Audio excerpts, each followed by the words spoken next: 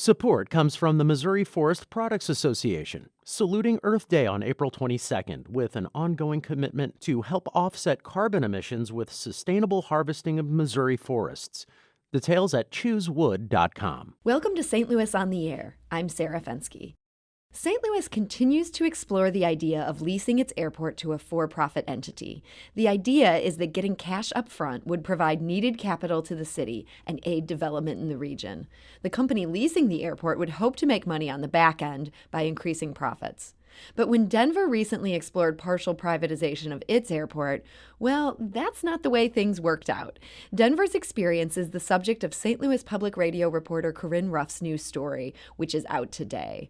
Joining me in studio to talk about it is Corinne Ruff. Corinne, welcome back to the program. Hi, thanks for having me. So tell us, why did you go to Denver? So the Denver partial privatization example had been on my radar for a little while for a couple of reasons. The biggest one being that the company hired to do that project there is likely to bid on St. Louis's potential lease on their airport if the city decides to move forward with it. It's also notable that former Mayor Francis Slay is a registered lobbyist with that company too.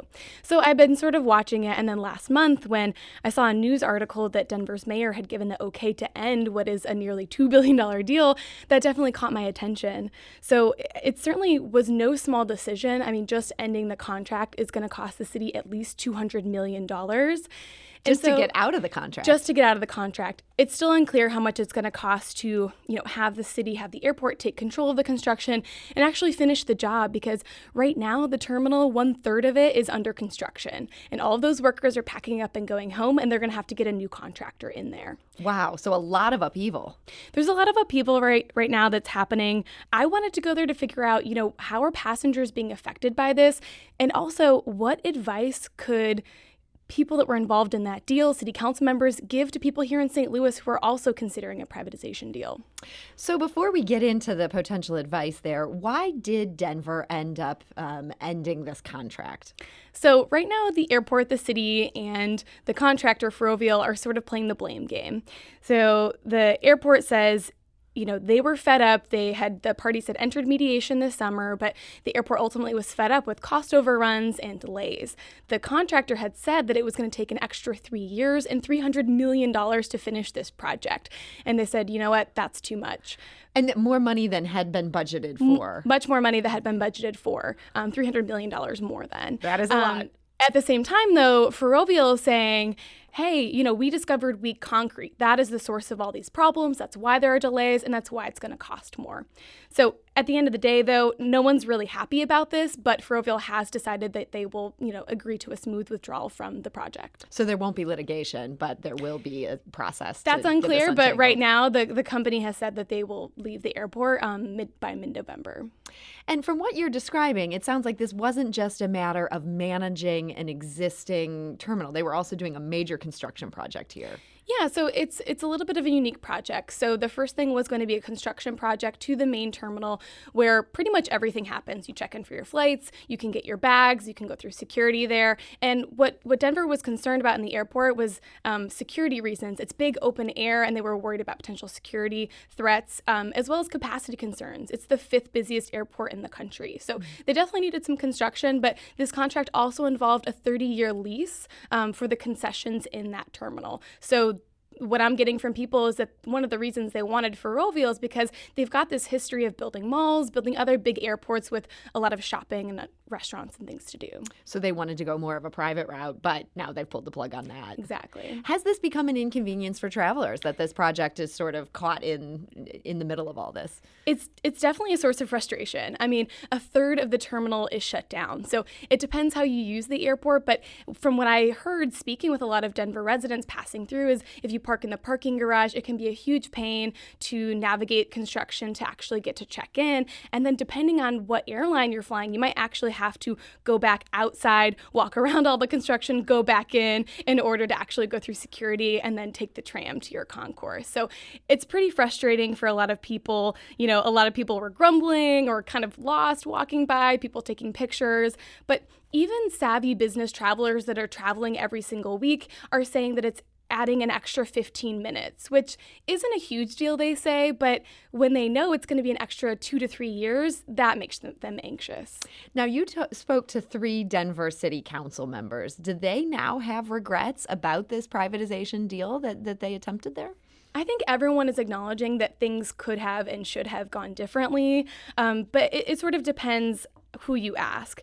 I spoke with City Councilwoman Debbie Ortega, who was one of 2 no votes on this contract, and she says now, looking back in retrospect, that council should have demanded more time and transparency of the project. And one of her biggest concerns was she only had a week to look at this contract. And I'm assuming this was a big contract. Yeah, so she actually asked for a printed out copy of it, and she was given 2 file boxes. It was 1,500 pages. Wow. And she was also concerned that she wasn't allowed to hire outside counsel to look over this kind of document. So that's sort of her biggest source of frustration.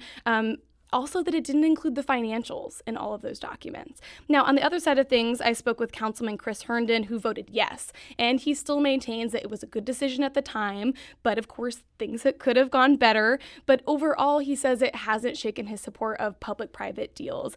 He says just because it didn't work out in Denver doesn't mean it couldn't in St. Louis. And, he wishes people in St. Louis the best of luck, doing their due diligence and considering it.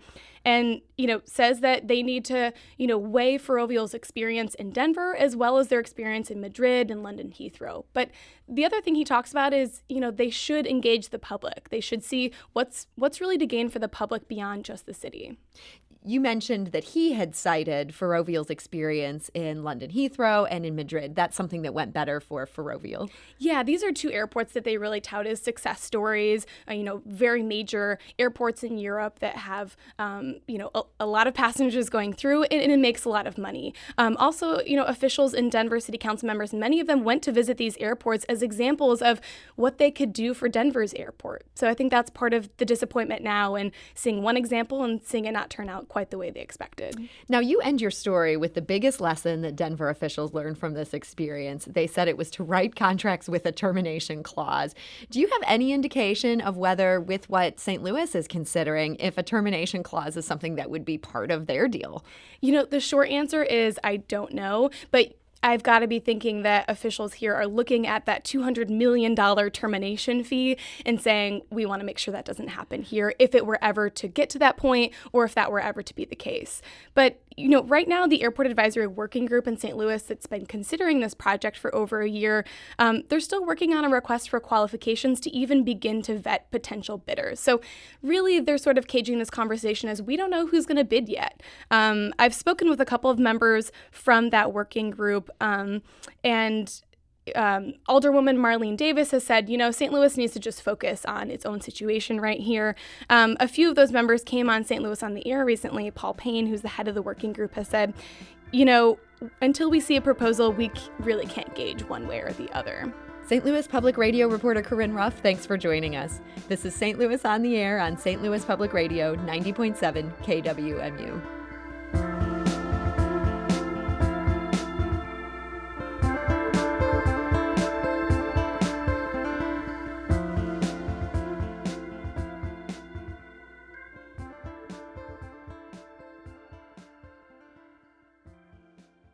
Support comes from the Missouri Forest Products Association, saluting Earth Day on April 22nd with an ongoing commitment to help offset carbon emissions with sustainable harvesting of Missouri forests.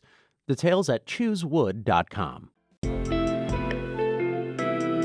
The Gateway brings you the day's news from the St. Louis region and across Missouri.